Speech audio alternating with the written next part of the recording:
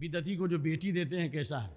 میں کہتا ہوں کہ بیٹیاں اگر بوڑھی ہو جائیں وہ ٹھیک ہے، لیکن جو قبر پرست کلم کھلا ہے اس کے ساتھ جو ہے اب اس کو آپ بیٹی مت دو، کیونکہ کبھی نہ کبھی جنگ ہوگی یا شرک و بدعت پر وہ آمادہ کرے گا۔ میں ایک مثال دیتا ہوں، دیکھیے قرآن حدیث کے دلائل اپنی جگہ پر، لیکن میں لوگوں کے ساتھ بھی اس لیے کی گزارا ہوں۔ ایک آدمی جن کا نام تھا عبد الجلیل، اب نام نہیں، پوری تفصیل نہیں بتائیں گے ورنہ یہ ہمارے کچھ جاننے والے اس علاقے کے، یہاں لوگ بیٹھے ہوئے ادھر وہاں بیٹھے ہوئے وہ سمجھ جائیں گے۔ ان کا نام تھا عبد الجلیل اور بہت بڑے اچھے آدمی تھے، اہل حدیث کے بڑے داعی تھے، نہیں مطلب اچھے لوگوں میں شمار ہوتا۔ انہوں نے بیٹی دے دیا وہیں پر دربھنگہ میں سرائے ستر خان، یہ ایک نمبر قبر پرست۔ اس کے پیٹ سے ایسا بچہ نکلا جو شرک اور بدعت کا امام بن گیا، اور ایسا مناظر، ایسی زبان کہ 10 آدمی بھی بات کریں تو سب کو چت کر دے گا۔ اللہ تعالیٰ کبھی ایسے لوگوں کو ایسی صلاحیت بھی دیتا ہے نا امت کی ان کے امتحان کے لیے۔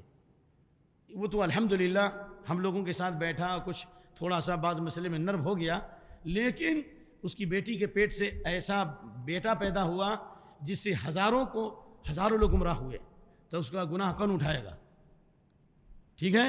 اسی طریقے سے ایک بات اور کہتا ہوں، عمران بن حطہ، معاف کیجیے گا تاریخ ہے معاف کیجیے گا، عمران بن حطہ جو ہے یہ بہت بڑا عالم و زاہد تھا، ٹھیک ہے، اور بہت بڑا عالم تھا اہل سنت کا، لیکن جب اس نے اب خود شادی کر لی کس سے؟ بدعتی سے، حالانکہ آپ لائیے تو وہ کیا ہو گیا؟ عورت کی محبت میں بھی کیا ہو گیا؟ خارجی ہو گیا۔ جب وہ مرد ہو کر کے مذہب بدل لیا، عورتیں تو کمزور ہوتی ہیں۔ ابھی ملک پیٹ کا واقعہ ہے، میں نام نہیں لوں گا، نام لوں گا تو سعودیہ تک آواز چلی جائے گی۔ ملک پیٹ میں ہمارے ایک دوست ہیں، انہوں نے اپنی بہن کی شادی کر دی ایک آدمی سے، یہ دیکھ کر کے جناب علی سبحان اللہ و بحمدہ سبحان اللہ العظیم، دمام ریلوے اسٹیشن پر اس کی دکان بھی ہے، آپ سمجھتے رہیے۔ ایک دن یا 2 دن گزارا ہوا، کہا کہ تم کو جانا پڑے گا ہمارے ساتھ قبروں اور مزاروں پر، درگاہوں پہ جانا پڑے گا۔ اور یہ بچی جو قرآن حدیث والی، کہا کہ یہ تو ہم شرک بدعت نہیں کر سکتے، کہا کہ ہمارے ساتھ گزارا نہیں ہوگا، نتیجہ ہوگا پھر طلاق ہوگی، ٹھیک ہے۔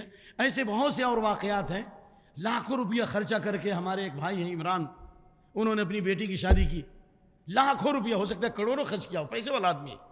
1 دن سے 2 دن کے اندر بیٹی کا نباہ نہیں ہوا، کہا کہ تم کو نکلنا پڑے گا درگاہ۔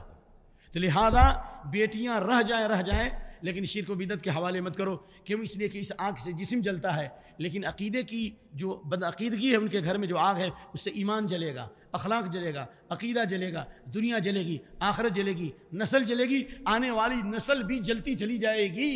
یہ یعنی مکمل بدعات و خرافات۔ اس لیے جس طریقے سے ایک آدمی کو حق کی طرف بلایا تو جتنے لوگ ہدایت پائیں گے اس کو ثواب ملے گا، اور جس نے گمراہی کی طرف بلایا، جتنے لوگ گمراہ ہوں گے ان تمام کا گناہ اس پر پڑے گا۔ تو جس نے قبر پرستوں میں اپنی بیٹی کی شادی کی اور اس کے ذریعے جتنی گمراہی پھیلتی رہے گی، باپ کو کا گناہ پڑے گا، انٹرنیشنل مجرم ہوگا، وہ انٹرنیشنل مجرم ہوگا جو اپنی بیٹی کو بدعتیوں کے حوالے کرے۔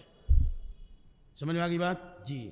اور یہ کہتے کہ شادی نہیں ہوتی، اللہ رزاق ہے، اللہ جوڑا بنانے والا ہے۔ اور آپ دولت کو دیکھتے ہیں، آپ ایمان کو دیکھیے، آپ دین کی بنیاد پہ شادی کیجئے۔ ایک مزدور ہے اس کے حوالے کر دو اگر وہ نماز کا پابند ہے، روزی کماتا ہے۔